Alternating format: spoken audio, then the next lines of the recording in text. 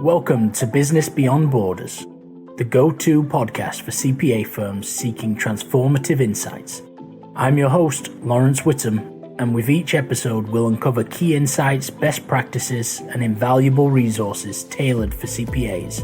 From trending strategies to diving deep into outsourcing and offshoring, our experts will help in all areas of your business. Hey everybody, and welcome back to Business Beyond Borders. So I have an exciting guest today, Henry from Chrome CPA, who has a great background working with some other firms as well over his career. And he's going to help us out by just discussing a little bit about what firms should be doing differently to help attract talent to this profession. And he's also had a bit of experience from the outsourcing perspective. So we'll go into that a little bit as to what he's doing, what he sees other firms doing, and how they're succeeding at utilizing talent, not just necessarily offshore, but also just virtually in general, because now we're in quite a virtual environment. So working with different firms and then being able to share is super helpful to everybody. So I really appreciate, Henry, you jumping on and sharing this. And if you don't mind giving a bit of information about yourself, that'd be awesome. Yeah. First, just let everyone know that I was a non-traditional student in the sense that I went back to school to get my accounting degree, to get my master's. I was a finance degree. I went back to school probably around the age, I don't know, maybe 27, 28. But I started at Big Four. Audit was Deloitte here in Las Vegas. Did that for a couple of years. Then I transitioned and worked at a local boutique firm that did audit and tax. That firm ended up getting merged in with Eide Bailly, and I worked on audit primarily when it was Eide Bailly in government audits as well as private company audits. And then I made the decision to switch to tax while at Eide Bailly and spent a couple of years doing tax at Eide Bailly. And then I went to a California firm called Citron Cooperman, and I made the transition because they paid me more, as well as they let me work remote. The firm was based out of California, and so I did that for about 3 years, and then I realized, I just want to work less. I love what I do, but I just want to work less. And under the traditional business model, it's billable hours. And so the only way to get paid the same and work less was to start my own firm. So that's my career path within the accounting profession. And so I think I've been in the profession for about 10 years. So a lot of variety of experiences.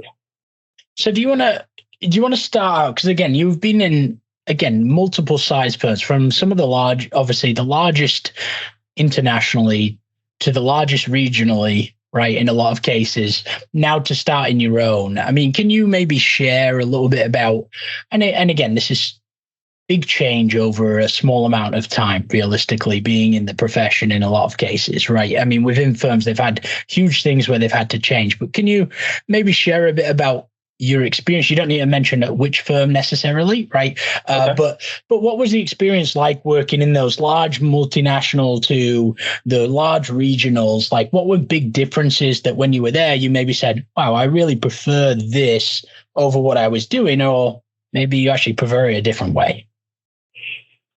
That's a good question. When you first start out, I think you want I didn't know exactly what I wanted to do. And so I went into audit to give me a lot more wider experience. At the larger firms, top 25, Big Four, they're really great that they have a lot of resources. There's a lot of incredibly talented people there. And they also have systems and processes in place. And so that's really good. And it was really good structure for somebody that's brand new out of school. However, if you already know you want to start your own firm, I think joining a middle market firm or possibly even a local firm that's a little bit smaller would be really helpful, because you get to see the process, I want to say, from front to end, because at a much larger firm, you're dealing with much larger companies, and it's hard to know the process from front to end because they're so large. Like, I just worked on certain areas within an audit, within taxes. It's kind of narrowed. at a larger firm, I still worked on the whole tax return from front to end, but I had a lot of help. There's staff, outsourcing, as well as partner level coming in and doing the much higher level analysis of certain tax areas. And so what I did like about the larger firms is a lot of structure, a lot of process, a lot of resources, as well as since I didn't know what to do, it had a good name on my resume if I decided to look for another firm. And so that was really helpful. What I didn't like about it was obviously the longer hours, the narrow focus on certain areas. And then on the other side, being at a smaller firm, I really like being able to do everything from front to end. They seem a lot more appreciative because these are usually smaller, mid-sized businesses that aren't super familiar with bookkeeping, tax planning, and just kind of overall organizing their finances. As well, I would say much more. Yeah. Yeah, I was going to say, I mean, and what I see is that typically those middle firms or smaller firms, when they're regional, I mean, you've got a lot more compliance focused at the end of the day, right? I mean, and again, the complexity of clients aren't as strong as those big firms at the end of the day. So it's now when you're doing that and when you started to see that difference, like, did you really know that getting into it, right? Was it quite clear as well? Because what I hear is that it's going through the profession and it's quite difficult to really understand like the elements that you've just mentioned in terms of like, I have to go to a regional firm. If I want to do the end to end, I got to go to a small firm or a regional. If I go to an EY, obviously the name's on the door. However, it's very difficult to get an end to end type role because you get specialized quite quickly, right? So is it very clear, that element, when you're coming out of school even?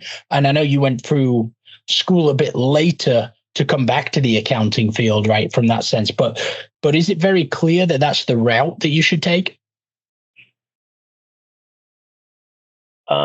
I don't believe so. I mean, when I was at UNLV, the big push was for Big Four, as well as the regional firms that we had in town. I mean, part of it is just they just had the most presence from recruiting events, and it's easy to sell you on the biggest players in the game, telling you get to work with the largest firms, and so that's really intriguing. It's a lot more sexy, right? Like you got to work with these Fortune 500 firms, Fortune 100 firms, Fortune 50 firms. And so the smaller firms, their pitch was obviously the work-life balance. And like we said, working from end to end, from front to end. But as a student, a lot of times we don't know what we want to do. I was just even debating between audit or tax, and we didn't even think about consulting. And so it was a lot to take in, and it's almost like too many options. I mean, with an accounting, like, you can almost do whatever you like. And as a student, you're like, I thought I just went and got a degree and I'm just going to go get a good job. Like, like you mean there's going to be, even within accounting, there's like hundreds of jobs that I can pick from. Do I want to go private? Do I want to go Big Four? Do I want to go top 25, top 100, top 200? What industries, private, public? I mean, it's information overload. And so I think I was a typical student where I just went with, the most exit opportunities, and which was audit, and something that kind of padded my resume. And students, I didn't know that many students that knew they wanted to start their own firm right out of the gate, unless maybe their family had their own practices. Hey, go to these big firms, get the education, build the network, build the relationships, and then start your own firm. So I don't think we really knew that. And even if we did, we still don't know exactly what the best path would be. Heck, people in 5 years in don't even know exactly what the path is. So no, exactly. I mean, and now when you were with that regional and mid-sized firm, right? So, and coming to your transition to then starting your own firm, right? What were maybe those key indicators that you felt in terms of like, no, you know what? Was it just that you felt ready in terms of like, you know what, I can do this and I can do it the way that I like to do it. And I like the entrepreneurial piece of going out and getting the business as well. Or again, was it more of that, like, I'm fed up of being in more of this corporate environment and I would prefer to make it my way where I can work virtually? Like what were some of those pieces that maybe like you had, and maybe you talked to colleagues as well and they had a certain thing and they maybe went a different path. They didn't start their own, but they maybe went into private, right? Or whatever the case is. Like, what were some of those driving factors? For me, the primary driving factor was probably the pain aspect of it, where I knew how the business could be ran. And I just really felt like the business model was just absolutely broken. And it didn't help that we had such a staffing shortage. And so there was the same amount of work that had to be done with limited people. And so I was just like, what is this? There is a better way. I've seen other people do it. I've seen other firms do it. And, and it's like, I can either keep talking about it or I can do something about it. So that's the first step. The second step is, do you have the confidence and the belief that you can become successful? And that, even saying it out loud, it's easy to say, but it's really difficult to believe. I struggle with it a lot. And it came to the point where I did all my research. I saved my money. You can see my posts. Like, I did all the things I thought I needed to do. And even when I had all those money saved up, business plan, business coach, I'm just sitting there like, okay, now you have this. Why don't you just go do it? And it was still really difficult. And finally, my wife kind of gave me some like not harsh words, just kind of like motivating, but just kind of like, you've been talking about this for a year.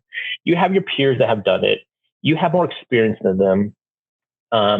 They come to you for advice. Like, why can't you do it? Like, you gotta like, just take the plunge. Like, I support you. So it's like harsh, but also supportive. And I think that's what I also tell people. It's like, how did you do this? And I go, I can tell you everything. I can give you all the coaching. I can give you all my software. I can give you my playbook, but it's really your own personal belief that like, you're going to be okay, even if you fail. Because I think that's like the most fearful thing, is that you're going to fail and then the world is going to end. But in reality, the chances of failure, in my opinion, are fairly low if you just follow somebody that's already done it. And let's just say you're the small percentage that fail it, or maybe you just don't like it being on your own. We have a talent shortage. You're going to find a job somewhere. And so if you truly believe that, then I think that's when you will make the move. But yeah, the driving force was just the pain. Like, yeah. Is the pain strong enough for you to do something about it? Now, touching on that, because again, you mentioned this, the talent shortage aspect of it. And again, I know a little bit from your side. And again, I don't, obviously, like, my role is I consult with firms and help them along with the outsourcing and offshore journeys. But again, I mean, the big thing is, because I see a lot of them struggle to do it because it is quite different. But these firms that you're talking about, obviously, they have the infrastructure as well. I mean, I think a lot of them are still working through it as well. They're not necessarily like super advanced at doing it. But again, EY has their back office and Citrin has their back office in India, right? I mean, so a lot of them have built it but you're telling me that obviously, like, even though they had the back office, there was still the talent shortage effect somewhat on the front end, being here in the US.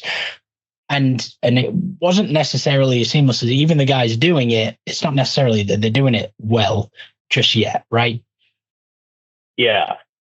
Even with outsourcing, offshoring is fantastic. That helps.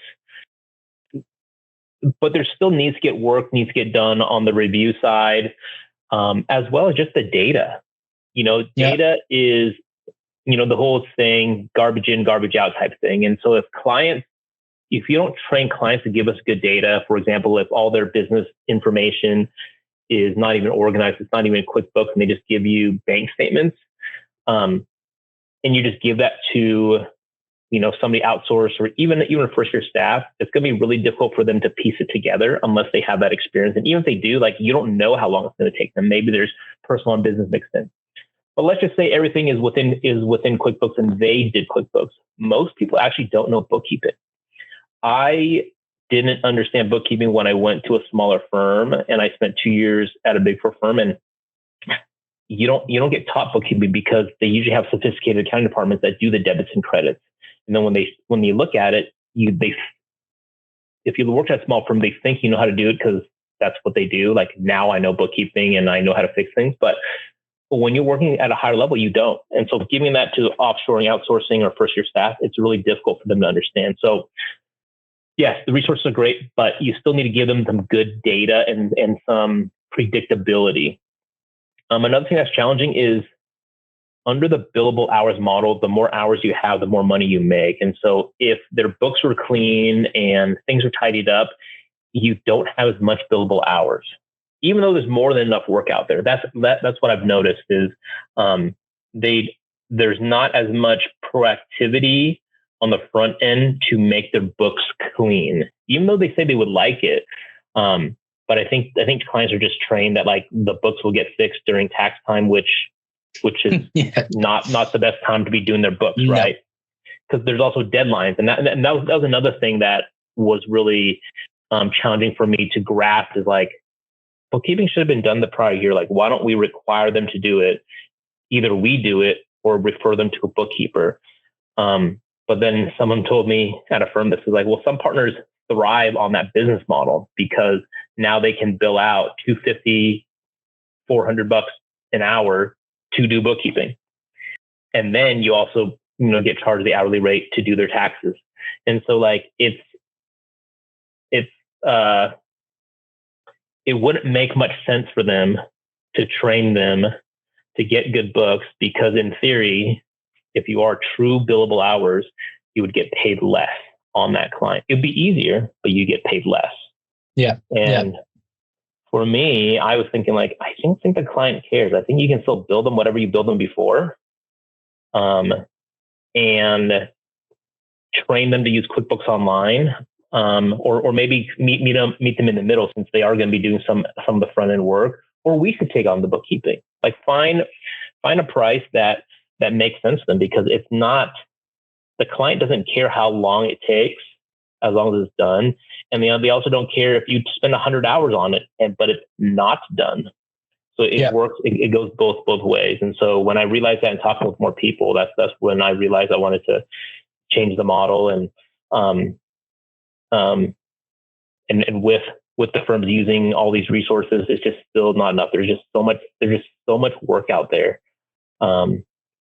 I would assume you can plan from a business perspective a lot easier, because you're typically signing these clients up from now more of a SaaS-based model, right? A monthly retainer where they're coming in. So you've got consistent pay, so you've got consistent revenue coming in, right? You're able to now invest certain amounts of time into it, where it's not, because at the end of the day, you have to rely on team members and too many staff towards the end of the year otherwise, right? But now you're also going to have huge lulls in a lot of cases outside of those seasons, where it's quite difficult from a business perspective when they have that.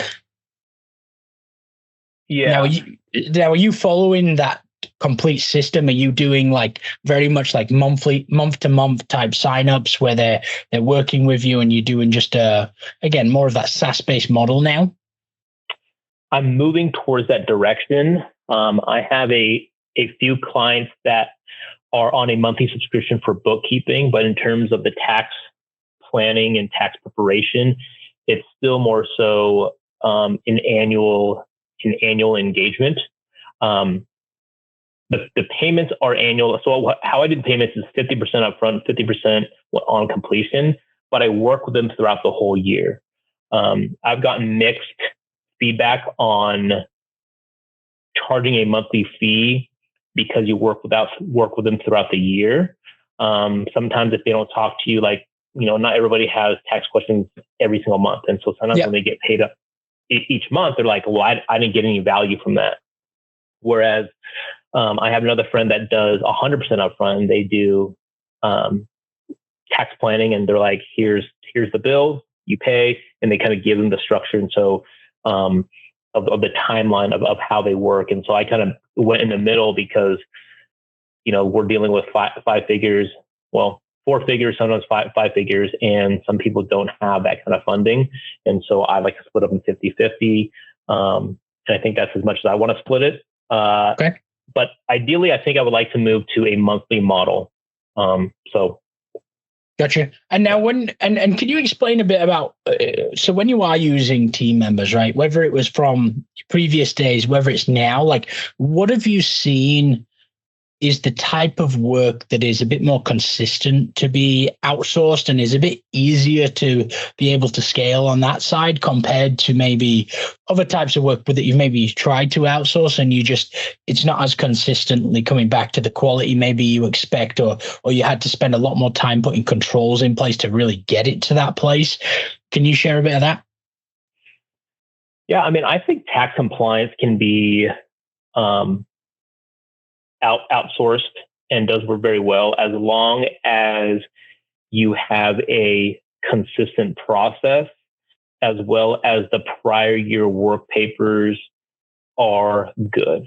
Like you'll talk to everybody, it's Sally, same as last year. Yep. And that model's fine as long as the data is good and it's consistent. When you tell somebody it's Sally and hypothetically, I've seen this before, they rush through it and they barely had any work papers, a first year staff or somebody that's outsourced is going to have no idea. Like, you think they should know, but if they haven't worked on the client and they don't know where to find the information, they wouldn't know how to do it. But if you had the right work papers and things were documented correctly and it was similar the following year, it'd be super easy for them. And so that's where I've seen it be successful. And then that's where I have seen it not be successful because, once again, it's the data. So if you tell somebody to do the same as last year and it's missing information, there's not much they can really do. Yeah. And now, is there any preferred place that you've had success, right, from that perspective as well? Like, have you worked with teams, I don't know, in the Philippines compared to India or South America, or have you worked with people virtually within the US where you've had quite good contractor type engagements that have worked out very well? Like, can you share a little bit about that? Majority of my time, I've worked with the teams based out of India. Recently, I've worked with people in the Philippines, and I've honestly been really impressed with the work product in terms of the price that is being paid for it, as well as their knowledge, because a lot of these people got training from the much larger firms, and taxes, once you get it, I don't think it's really that difficult. That's why, I'm not trying to be the best tax preparer because it's the race to the bottom in terms of fees. Yeah. But yeah, I've been really impressed with the Philippines and India. I mean, I'm partial to the Philippines because my wife is Filipino, but both, I've only worked with those two places, India and the Philippines. And as long as you give them good instructions and you have good data for them to reference, they're fantastic. I mean, it's unreal the cost benefit analysis to offshore. So hence why most firms are offshoring and even smaller firms are offshoring. And I think that's just going to have to be part of the tools in your tool belt moving forward to be competitive, in my opinion. And now again, there's lots of models in order how to do it, right? But I mean, it sounds like you probably work on more of a project-based model. You work with maybe the same people or the same firms, right, in those locations to help you. But it sounds like you probably get charged per project or per hour, right? And again, based on your firm size, that fits well for now, right? Do you think you will move to more of a dedicated model where you're working with specific employees, or do you like the process you built where this works very well for you from those projects? I'm designing my firm where it doesn't matter. Ideally, I think if you have the same people, it makes things much smoother. But I also know that our profession, there is unfortunately high turnover. In my opinion, like, they'll go somewhere where they're going to pay them more, or, they just get burned out, or they just want a different experience. But from the employer side, right, you just want them to be doing the same thing over and over again, because we get really good at it, really efficient, and get things out. And knowing that, and through my experience, I need to develop systems and processes in place that it doesn't matter who works on it. They're going to understand it, and it's going to be a smooth process regardless. It's just going to be smoother if it's going to be the same person, the same team that will do it. Perfect. And again, the importance of standard operating procedures, like standardizing everything, is just going to make things so much easier down the line, not from just working with outsourced team members that are the same person every time, but again, working on a project perspective is so important to do so. And again, having the metrics and KPIs, and then you've got a framework for it, right? Then if it's done well, if it's not done well, if people are taking too long and everything. So, and it takes time to develop that, right, at the end of the day, but it's hugely important. So as we wrap up, again, Henry, super helpful. And again, I appreciate you sharing a little bit about your firm as well and how you're building it. I mean, is there anything from a 30,000 foot view, essentially, right, looking at the profession where it is now, like, if you could change one thing, right, to attract more talent to the profession, and you could speak to a bunch of managing partners in different size firms and just say, guys, this is what we need to do, what would it be?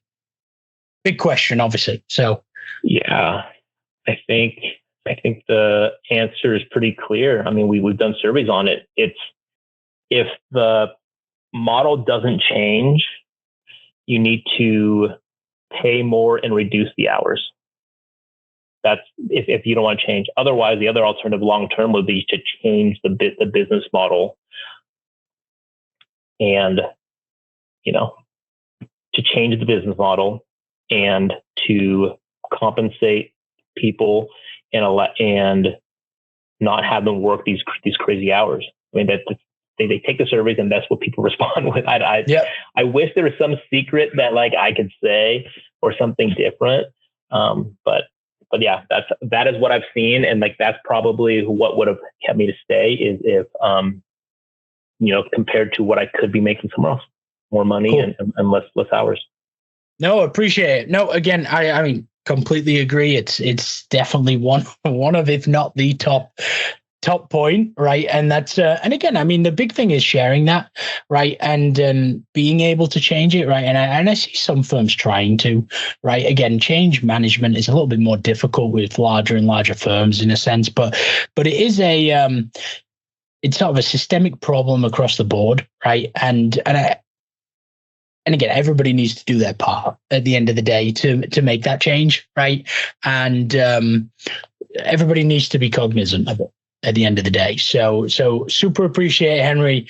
And again, everybody, I really hope that you've had a good episode. And again, if you're a small firm, I'm sure Henry's quite happy to talk to anybody, right? And I know that he's very active on social media, on LinkedIn especially. So he's shared his journey. And again, I've read through that, and it's a good place. And again, you should be able to talk to people about this, right? And share with what you're doing, because at the end of the day, people go through very similar challenges. And again, reading other people's stories is a great way to sort of define as to, okay, this is how I can potentially overcome whatever problem I'm facing right now in my journey. Right. So appreciate it, Henry. I mean, do you have anything to share? Where specifically can anybody find you if they want to reach out? Yeah, like you said, I'm really active on LinkedIn. I think that is a great platform for me. And so, yeah, find me on LinkedIn, and reach out to me through the messaging, and we can have a conversation, or hopefully I have enough posts that can answer a lot of your questions that I consistently get. Awesome. Thanks, Henry. And everybody, I hope you had a good time on Business Beyond Borders this week, and look forward to seeing you next week on a new episode. Thank you. Thank you. Thank you for tuning in to Business Beyond Borders. I'm Lawrence Whittam, and it's been a pleasure bringing you impactful insights tailored for the modern CPA firm. Remember, the world of accounting is vast and ever evolving, and we're here to navigate it together. For more resources and episodes, don't forget to subscribe and reach out to our experts. Until next time, keep pushing the boundaries of your business and explore the limitless possibilities beyond borders.